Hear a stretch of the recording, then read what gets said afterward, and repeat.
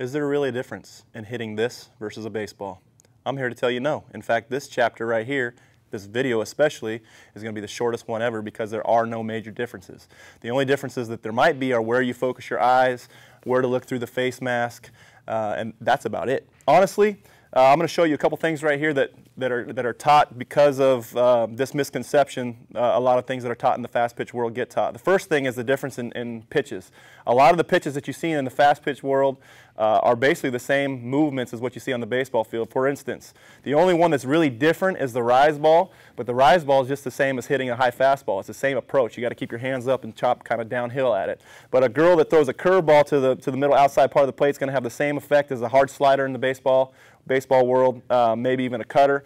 A girl that throws a screwball is just kind of the same thing as like a left-handed cutter on the inside part of the plate. The change-ups will still be kind of floating out there where you got to let the ball travel. And then there's a drop ball, which is just like any two-seam fastball that has a little bit of sink to it. So the movements aren't different. The distances, because they're different from 43 feet to 60 feet, don't make that drastic of a difference. Even if the distances did create drastic differences, it does not change the swing path of the ball. The goal is to still arrive on time and on plane and to get it done on a consistent basis. So whether the ball is released from here or here, it does not matter. The swing should be close to the same. Marcus is going to show us a couple things really quick.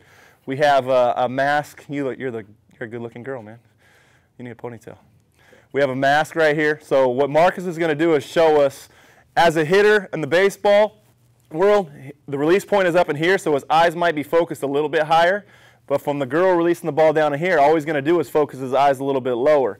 So he's also got to look through the mask. A lot of times this gets overlooked. The whole mask thing doesn't get pulled down low enough, so he's got to be able to look through the top part of the mask, and then you're just trying to pick up the release point from down here instead of up here. So it's the same timing, it's the same quickness with your bat speed, everything is exactly the same, you got to adjust to the same movements. The only difference is where you adjust your eyes, and you get to hit a bigger ball. That's it. Other than that, everything else is the same.